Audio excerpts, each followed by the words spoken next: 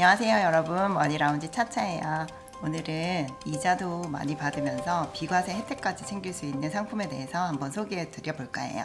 어떤 상품인지 궁금하시죠? 그러면 좋아요, 구독 누르시고 오실게요. 제가 오늘 여러분들께 말씀드릴 상품은 브라질 국채인데 아마 들어보신 분들도 많이 계실 거예요.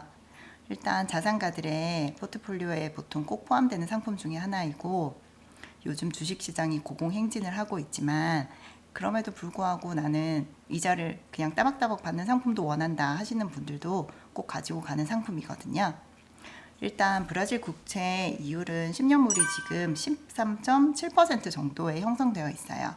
그러면 13.7%의 이자를 받을 수 있는 채권이라고 보시면 되고, 이 금리를 받는데, 이자를 받는데 비과세까지 적용이 되기 때문에 아주 그 부분에서 메리트가 큰 상품이죠. 이자나 배당 받아보신 분들은 아실 텐데, 받으시면 만약에 100만 원을 여러분이 이자를 받았다 하시면은 100만 원을 내가 다 받는 게 아니라 15.4%를 세금을 떼고 금융소득세를 떼고 84만 6천 원만 받게 되잖아요.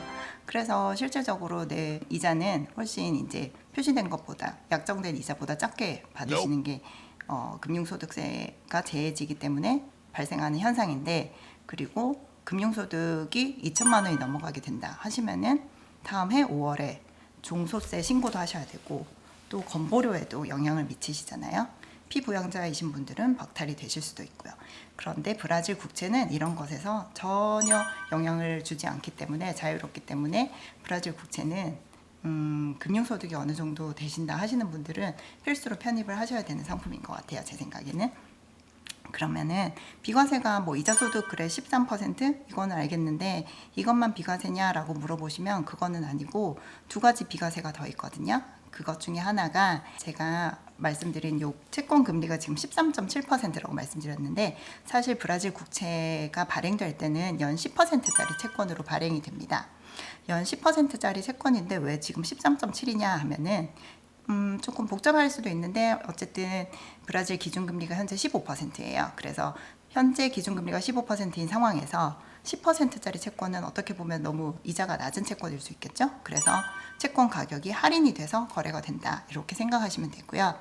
그러면 쉽게 말씀드려서 만원짜리 채권인데, 처음 발행했을 때 만원짜리고 연 10%를 주는 채권인데, 이게 지금 사시는 가격은 뭐 8,600원? 요 정도 된다라고 보시면 되세요. 그러면 만원짜리를 8,600원에 내가 싸게 사는 거네? 이렇게 생각하실 수 있고요. 8,600원에 만원짜리 채권을 사서 계속 가지고 있으시는 동안은 이자를 1월, 7월 1년에 2번 이렇게 연 10%로 받으시다가 만기까지 보유를 하실 수도 있고, 아니면 중간에 매도를 하실 수도 있잖아요.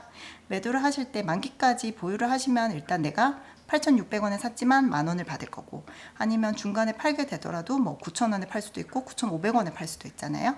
그러면 내가 산 가격보다 높은 가격에 파니까 그 부분에 대해서 또 추가적인 수익이 발생을 하는데, 그것도 비과세예요.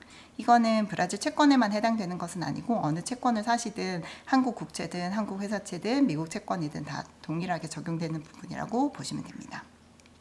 그러면은 이 부분하고 하나가 더 제일 중요한 브라질 채권에 있어서 요소 중에 하나인데, 브라질 채권은 우리나라 통화로 발행되는 거 당연히 아니고, 제가 지금 말씀드리는 연 10%짜리 브라질 국채는 헤어라로, 브라질 헤어라로 발행이 되고 있어요.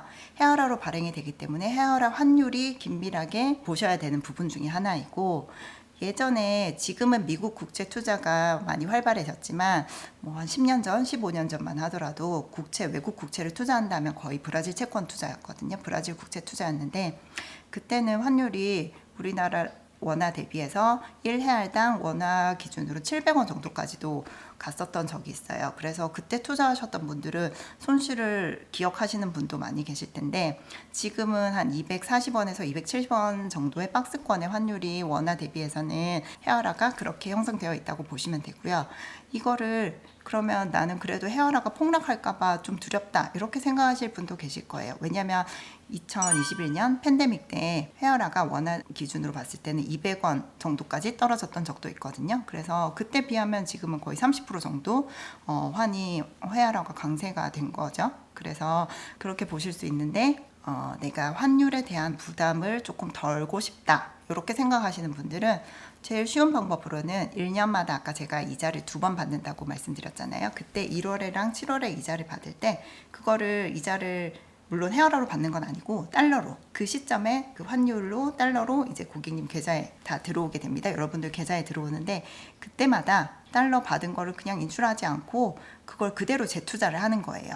브라질 채권에. 국채에 재투자를 하게 되면은 만약에 내가 샀던 시점보다 국채 가격이든 아니면 환율이든 이런 부분이 떨어졌다고 하더라도 어쨌든 평균 단가가 조금 조정이 되면서 코스트 에버리징 효과라고 하죠. 그게 평균 단가가 조정이 되면서 뭐 쉽게 말하면 물타기라고도 볼 수 있는데 그 부분에 있어서 그렇게 손실을 줄일 수 있는 방법 중에 하나입니다. 그런 방법도 있고 아니면 10년물 제가 지금 말씀드렸는데 지금으로부터 10년 남은 채권도 있고 아니면 2년 남은 채권도 있고 5년 남은 채권도 있고 여러 가지 채권들이 있어요. 35년 만기인 게 있고 33년 만기, 뭐 29년 만기 이런 채권들을 적절히 섞어서 배분을 하셔가지고 가져가시면 어느 정도 리스크 해소를 하실 수 있는 부분이지 않을까 싶어요.